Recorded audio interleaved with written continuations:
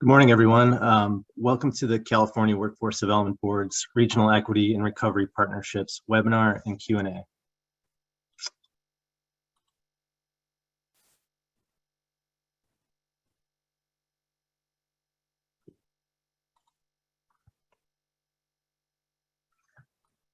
Next slide is good. A little housekeeping before we get started today. The conference line will be muted throughout the presentation. We encourage everyone to use the chat function in Zoom for your questions. Questions will be answered at the conclusion of the orientation and then later posted to the State Board's website. This presentation will be available on the State Board's website under the Regional Equity and Recovery Partnerships link.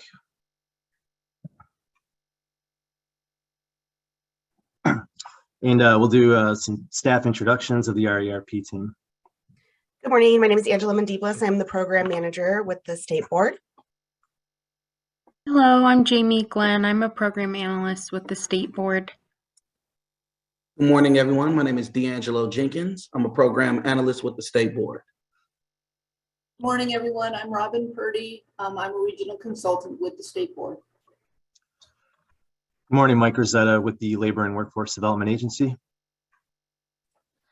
Good morning, Carrie Chang, Regional Coordination Specialist with the State Board.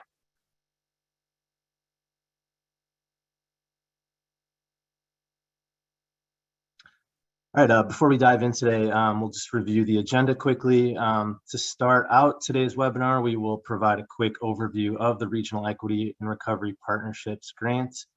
Then we will dive into the content of the RFA, including the grant's objective, eligible activities, target population, outcomes, reporting, evaluation, eligible applicants, funding, and leverage costs.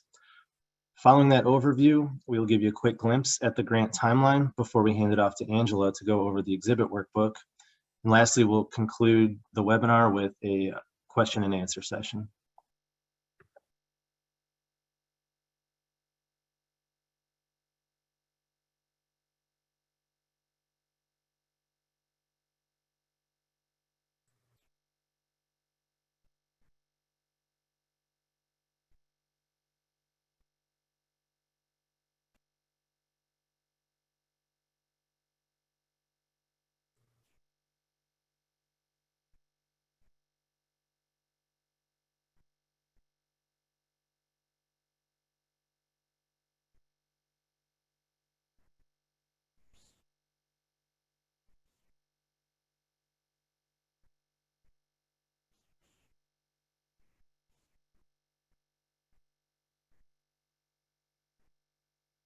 Carrie, we can't hear you. Oh, I'm so sorry. So once again, just good morning, everyone. I hope you are doing well. So I will be tag teaming the first half with Robin to provide you information on the Regional Equity and Recovery. If I missed anything, Robin, feel free to chime in. So just first on our agenda is the overview. The Labor and Workforce Development Agency and California Workforce Development Board are pleased to announce $24,050,000 in competitive grants to fund regional equity and recovery partnerships, what we call as RERP.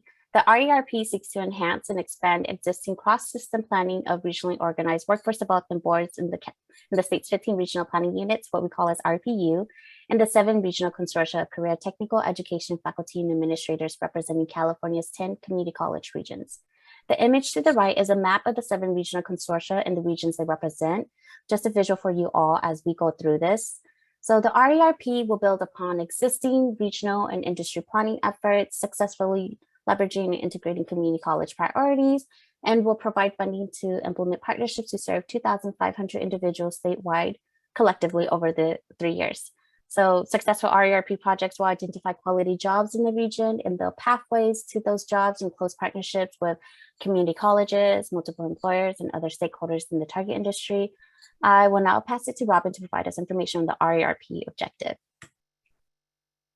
Good morning, everyone. There are 4 main objectives to the Regional Equity and Recovery Partnerships. The first is to strengthen and expand existing regional industry partnerships between workforce boards, community colleges, employers, organized labor, the America's Job Centers of California, and other workforce partners. The second is to infuse equity, job quality, and income mobility into industry-led partnerships that are focused on building a skills infrastructure and resilient regional economies. The third is to ensure training for target populations that results in higher rates of employment in jobs with career and income mobility. And the last is to integrate community college priorities of credit for prior learning, work-based learning opportunities, academic and career supports, including digital literacy, and providing an on-ramp to pathways that lead to industry-valued credentials or degrees, with workforce development priorities of economic recovery, racial justice, and equity. In the next slide, I think Carrie's going to talk about the activities and the services that are allowable under the regional equity and recovery partnerships. Thank you, Robin. So many of you have asked what some eligible activities are allowed under the RERP funds. So just to clarify, these will not be WIOA funds, but state funds. So some of these eligible activities are regional organizing and coordination of partnership between workforce boards, community colleges, employers, and other stakeholders to build pathways for jobs in target industry. And then there's also service strategies that prepare target populations to successfully enter and complete training and retain good quality jobs. So just to name a few, there's the short-term targeted education interventions, English language instruction, certifications, earn and learn, on-the-job training, and also supportive services. So these are just some of the services that are eligible under the Regional Equity and Recovery Partnership. For more information, feel free to review the RERP RFA activity section. So, but just keep in mind the individuals served under this grant should meet one of the following target populations we have listed, which is going to be on the next slide, which brings us to the target population slide. So projects must serve at least one of the target populations listed above. RPUs can choose to serve one or more of the target population, but do not have to serve all target populations listed. Just a few target populations I would like to highlight. If you are enrolling a youth for the purpose of this RFA specifically, a youth is an individual that meets the criteria for WIOA out-of-school youth ages 18 to 24. Another target population is first-generation college students target population. So in the RERP RFA, there is a link in the footnotes to the methodology for college profile metrics from the Chancellor's Office, which can help you determine if the individual is a first-generation college student as one for whom no parent or guardian has earned more than a high school diploma or ever attended college. Last target population I want to cover is residents of disadvantaged communities. Residents of disadvantaged communities are identified by the California Environmental Protection, Cal EPA, as the top 25% most impacted census tracts. We have a link in the RERP RFA that leads you to Cal EPA's website that provides a map of the SB 535 disadvantaged communities. So just a reminder here, it is the responsibility of the awardee to thoroughly screen and determine that an individual meets the selected target population definition and should be able to provide documentation showing how the individual was vetted and meets the criteria. Okay, and then just on to the next slide here, we have outcomes, RERP outcomes. Each region must set a goal and report on these outcomes. Targeted industries and occupations, total number of individuals to be served and demographics of target population, total number of individuals served that enroll in higher education, employment, training-related employment, wages of individuals that enter employment, and credentials or certificates awarded.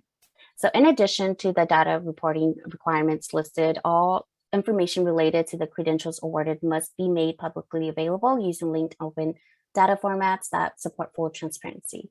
Now I will pass it over to Robin to cover the evaluation indicators. So the outcomes that are listed in the equity and recovery partnerships are consistent and aligned to the regional indicators of coordination and alignment that the regional plan implementation efforts have been building over the last couple of years. So in a separate RFA, a third-party evaluator will be selected to conduct an evaluation of the regional equity and recovery partnerships. So all of the grantees will be working with the evaluation team and with the selected technical assistance providers to identify promising practices, successful strategies, and lessons learned. The evaluator will also work with the equity and recovery partnerships to assess and report on the progress towards the four regional indicators of coordination and alignment, which are: the region has a process to communicate industry workforce needs to supply side partners. The region has policies supporting equity and strives to improve job quality. The region has a shared target populations of emphasis. And the region deploys shared or pooled resources to provide services, training, education to meet target population needs. Finally, the evaluator will also assess the value of removing administrative burdens at the regional level by allowing multiple sub-regional fiscal agents. We can go to the next slide. So this slide is about the eligible applicants. Eligible applicants must be a local workforce development board that represents the workforce boards, community colleges, and other stakeholders collaborating within a regional planning unit. The applications must include community college partners from a community college regional consortium. The applicant will act as the fiscal agent for the partnerships. And in this application, the state board is piloting an effort to allow multiple sub-regional fiscal agents in regional planning units that have more than 5 local workforce boards. The next slide gives an overview of the 2 options for applying for the regional equity and recovery partnerships. So option 1 is for RPUs, or regional planning units, with less than 5 local workforce boards. And they must submit 1 application on behalf of the partnership and identify a single lead fiscal agent who will submit the application, receive the funds, and be responsible to distributing the funds to partners. The second option, option 2, is for regional planning units with more than 5 local boards. These regional planning units must submit only 1 application on behalf of the partnership, but they have the option to include up to 3 sub-regional fiscal agents in the application, and each fiscal agent upon award will be directly funded by the state board. So the sub-regional fiscal agents must also be local workforce boards. The application will be considered a joint application by the fiscal agents, but after the award, each fiscal agent will enter a contract directly with the state board with their own set of exhibits. The application must identify which local board is staffing the regional organizer, and an exhibit workbook will be required from each of the fiscal agents identified in Form 1. And I think Jamie's going to go over this in more detail later on. As I said earlier, the option of allowing multiple sub-regional fiscal agents in regional planning units that have 5 or more local boards will be evaluated to assess the administrative efficiencies of this funding model and to determine if allowing direct funding will alleviate administrative burden and increase the focus on regional cooperation and high road principles. So I think Carrie's going to handle the next slide, which speaks to funding. Yes, thank you, Robin. So just to piggyback off this, we are super excited for this pilot, but there are some grounds we have to cover, specifically, which leads us to the funding section. I know that Robin already provided some brief overview, but funding amount requests, they should be clearly justified and outlined within the narrative, budget summary, and budget details. So including breakdown of all costs within a line item with a thorough description captured under narrative details. So first off, we'll start off with what Robin was talking about, the 2 options to apply. So there are 2 funding options for applying. So for RPUs with less than 5 local workforce development boards, only 1 budget may be submitted with the application on behalf of the partnership. And then for RPUs with more than 5 local boards, if a decision is made to have multiple sub-regional fiscal agents who are directly funded by the CWDB, then as Robin had mentioned, an exhibit workbook must be submitted by each fiscal agent as part of the application process. And each fiscal agent will enter into a contract with CWDB.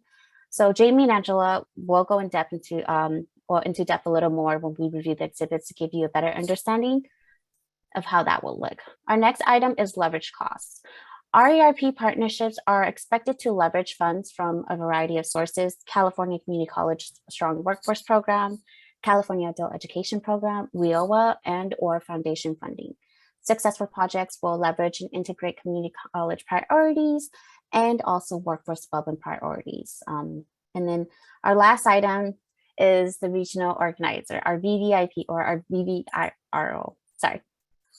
Last time I'm trying to create acronyms. Anyways, for regional organizers, just a quick rundown. The RO will continue to assist local board directors within the RPU in identifying and enhancing partnerships with industry, education, workforce development, and also regional consortia, community colleges in the state.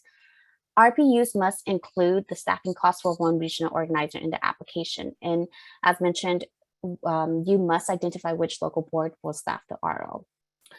And I'm actually going to pass it to Robin for the next slide. I just wanted to add, in terms of the leverage cost, there is an additional $10 million. So there's $25 million coming down through the state board. 950,000 of that will be used for evaluation and TA. The remainder is in this RFA. There's an additional $10 million that will be coming down through the chancellor's office that will be used to fund the college partners in the applications that are submitted in response to this RFA. So there will be $10 million of leverage funds for sure from the chancellor's office. And then in addition to that, you can work with your college partners to identify funding either from the adult education programs or the strong workforce or other funds, Carl Perkins. There's a lot of different funds for this effort. So next slide. The allocations, so these funds are state general fund dollars. You have to remember that. So and we're going to train 2,500 individuals over a 3-year period statewide. This chart that's in the RFA outlines the planning allocations to each RPU and the minimum number of participants that should be served for that amount of money. The state board has based the numbers to be served on an average cost of $9,500 per participant. And partnerships have the option to serve more participants and lower the cost per, or to do some low cost training and some higher cost training to offset the cost of higher training to maintain that average cost of $9,500.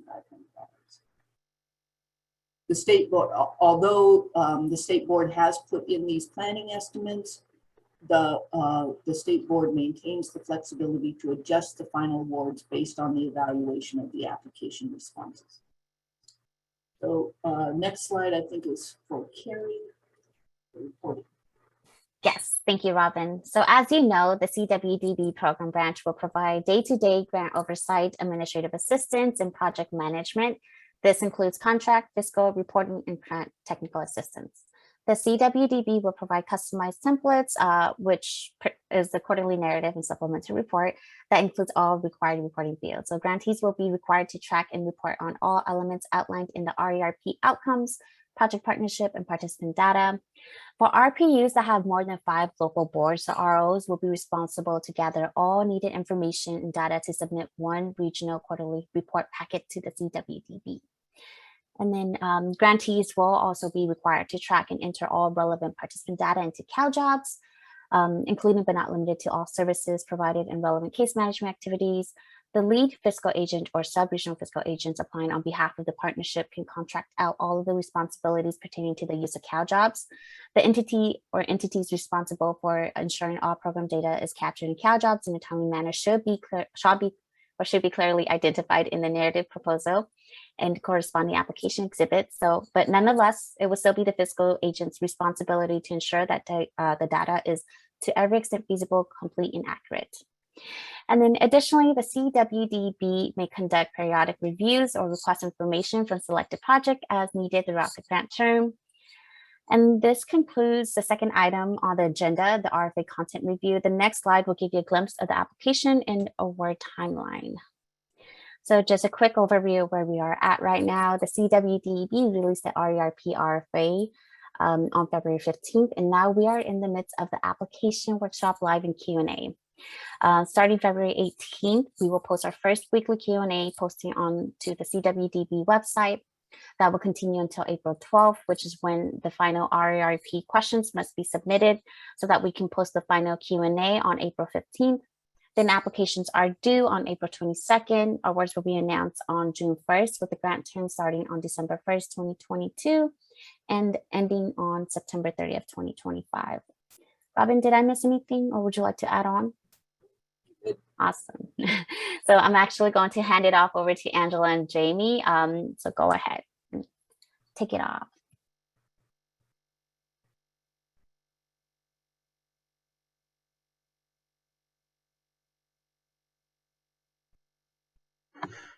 Okay, so all applications must include a letter identifying which local board will act as the lead physical agent and include signatures from all partner boards supporting this. Since there are two different funding options, if you are a region that has less than 5 local boards, you will submit one lead physical agent letter for your region. If you're a region with more than 5 local boards, you'll submit a lead physical agent letter for each sub-regional physical agent. And next slide. And then we have the exhibits written down right here. I will be going over an example in Form 1, which is the project narrative.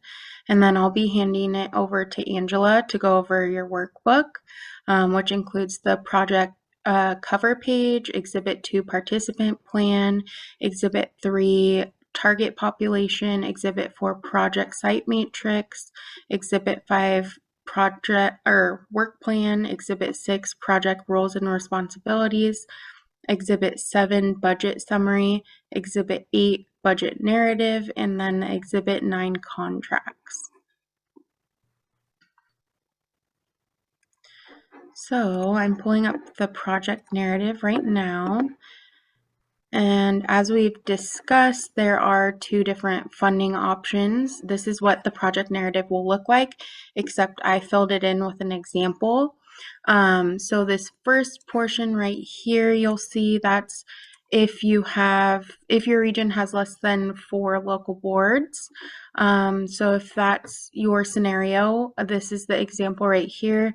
You'll state what your lead physical agent is, and I just used local board 1 as an example. You'll put your regional planning unit name, project name, and then which local board will staff the regional organizer. I just put the local board 1 as well. And then right here for the sites, you'll include what sites you'll be working with. So I just stated site 1, local board 1, community college 1. You will fill that information out directly with who you'll be working with. Moving on to the next section, if you are, this is option 2. So if you're a region that has more than 5 local boards, this is how you'll fill it out.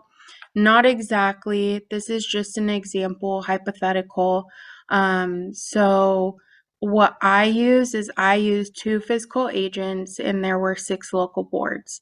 So I broke it up by saying, this says how many local boards will be directly funded. You can have a maximum of 3. Outline local boards who will make up sub-regional or make up a sub-region and physical agent for each. And I wrote 2 local boards will be directly funded, and then I labeled physical agent will be local board 1, and then I defined the local boards underneath that. So local board 1, 2, and 3. The other physical agent would be local board 4. So under that would be local board 4, 5, and 6.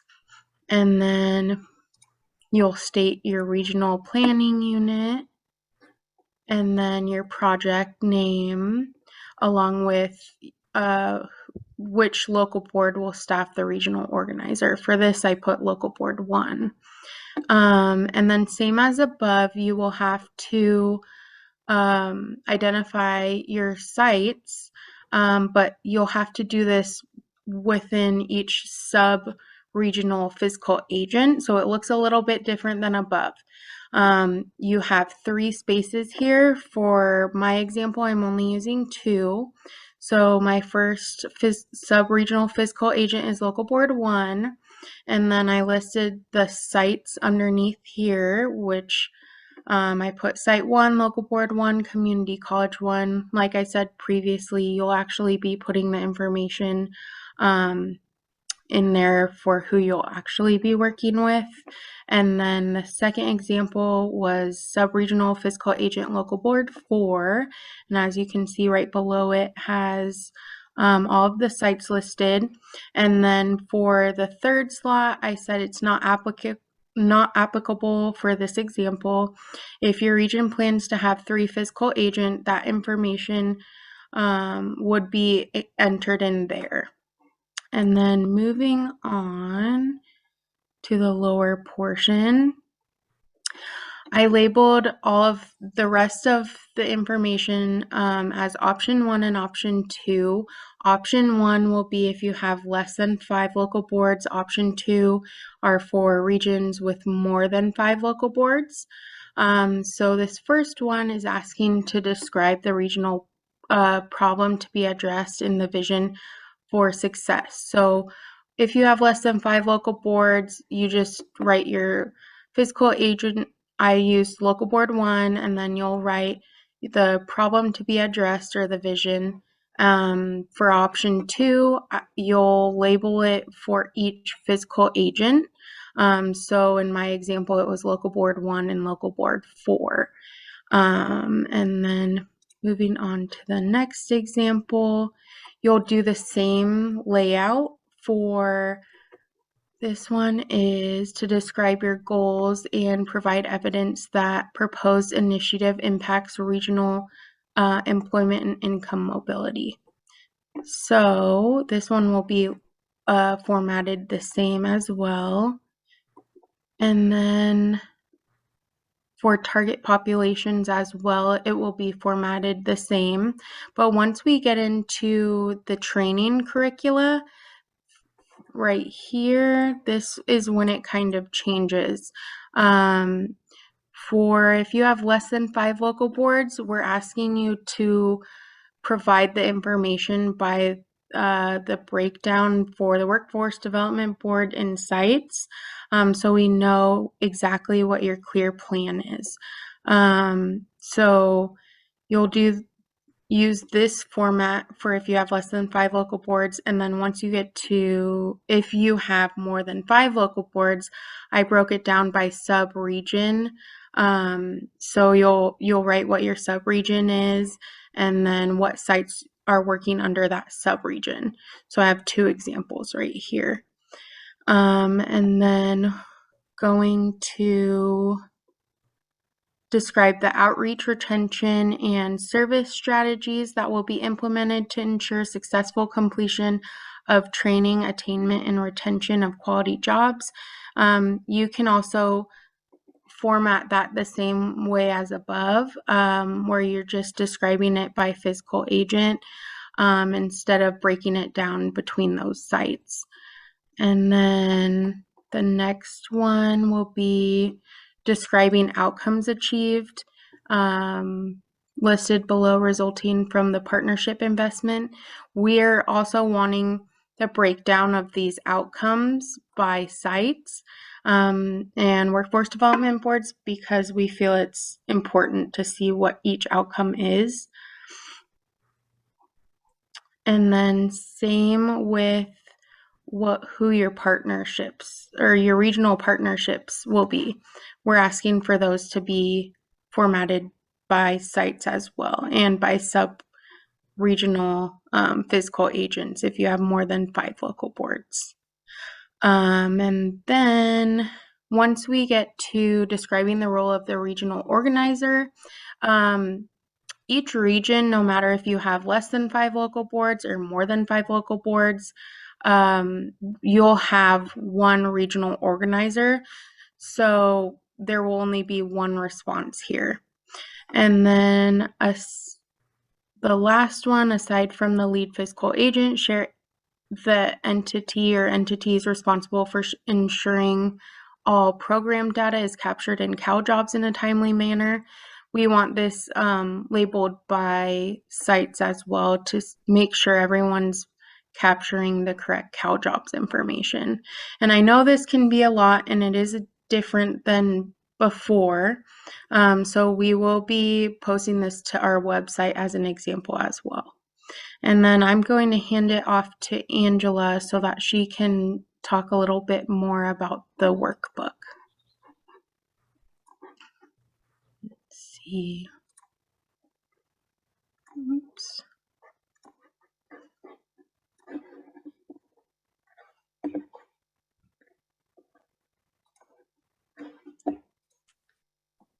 Okay, thank you. So we're just going to walk through each one of the tabs that you're going to see when you do start working on your workbook. There's going to be, so each fiscal agent will have one workbook. So if you have less than 5 local boards, you'll have one workbook. And if you have more than 5, you will have 1 to 2 or 3 workbooks, depending on how many sub-regional fiscal agents you have. So we have the README tab that will go over each one of the tabs, each one of the exhibits that's required. And then we'll have our participant plan. So again, each fiscal agent will have one of these workbooks, and they'll need to include the participants that they're anticipating serving. And there's only the cumulative will be at the end of the chart. So each quarter you'll enter the number of participants you plan on serving that quarter. And then under employment, new employees, there is a breakdown. So this total here should be these 2 numbers added together. So these are not separate. These are not separate categories. These are all included in number 8. For our target population, so RPUs with more than 5 local boards, if your agency is acting as a sub-regional fiscal agent, only include information for your portion of the project. Again, each sub-regional fiscal agent will be having a individual workbook. So this will identify your target populations and the number of individuals that you will be serving. Exhibit 4 is a project site matrix. So this is a little different than something that you guys have seen before. The form is only required for applications with more than 1 community college partnership within the region. So this, if you only have, this is not required if you have only 1 community college partnership. And you're going to include your service delivery for each site. So site 1 is your service delivery participants served. Site 2 would be additional partnerships that you have with the community colleges. Next, we have our work plan. It's very similar to something that you have already filled out before. However, it is going to be different depending on how many sites and community college partnerships you have. So we would need you to complete it for each individual site. If you are only having a partnership with 1 site, then it would be only 1, you wouldn't have to break it down, but it does need to be broken down by site with their activities and outcome, and then their estimated dates of completion. So we provided an example here. Your workbook is not going to have this pre-filled out because this is just our example, but we can provide this example on the website when we have completed the webinar. Next, we have our partners' roles and responsibilities. So if there are multiple projects, then you're going to need to identify the partners by site 1, 2, and 3. RPUs with more than 5 local boards, if your agency is acting as a sub-regional fiscal agent, only include information for your portion of the project. Next, we have our budget summary. Again, this is still very similar to what you guys have used in the past. We're just going to take a quick look at this one. RPUs with more than 5 local boards, again, your agency will only put in your portion of those funds.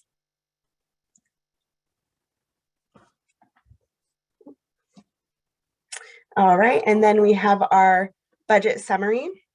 Oh, sorry, budget narrative. And this is, again, very similar. This will just have more details as to the expenditures. And again, only the information for your project if you're a sub-regional fiscal agent. And then finally, we have our contracts exhibit. If there's multiple projects provided, you're going to need to break this down per site number. So you'll need to identify which contractor will be for which site. So those are the exhibits. Again, we'll post this on the website. And then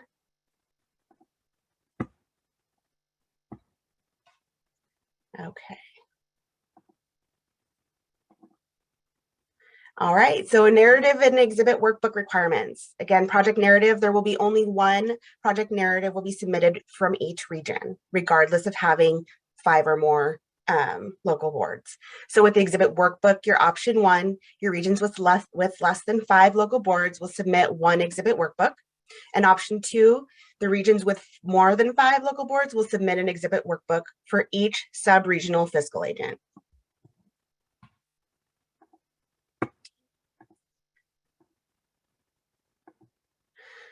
So weekly Q&A will be posted. All questions regarding this RFA shall be sent via email to the rerp@cwdb.ca.gov.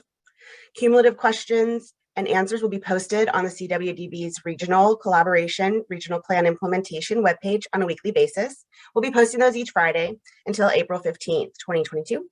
Questions will need to be submitted by April 12th at 12 p.m. So please use RERP Q&A in subject line for all application RFA related questions. And now we will go ahead and go over any questions that you guys have had and entered into the chat box throughout the presentation.